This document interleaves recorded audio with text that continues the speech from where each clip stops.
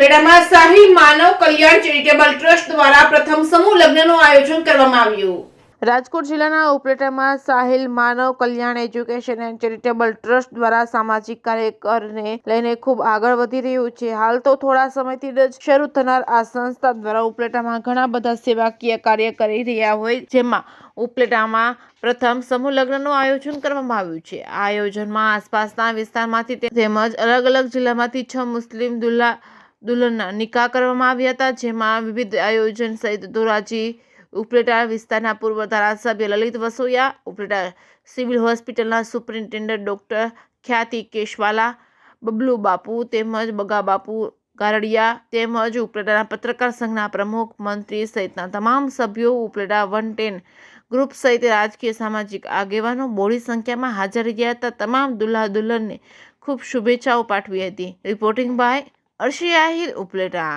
આજે ઉપલેટા ખાતે સાહિલ માનવ સેવા એન્ડ એજ્યુકેશન ટ્રસ્ટ દ્વારા સમૂહ શાદીનું આયોજન કરવામાં આવ્યું હતું। આ સમૂહ શાદીમાં 6 દુલ્હા દુલ્હને નિકાહ પઢ્યા છે। રહીમશા બાપુ દ્વારા આખા કાર્યક્રમનું આયોજન કરવામાં આવ્યું હતું અને બહુ સરસ મજાનો કાર્યક્રમ રહીમશા બાપુએ યોજ્યો હતો। આ તકે આ સમૂહ શાદીમાં ભાગ લેનાર તમામ દુલ્હા દુલ્હનોને એનું લગ્ન જીવન, દાંપત્ય જીવન સુખી રહે એના માટે આશીર્વચન આપું છું।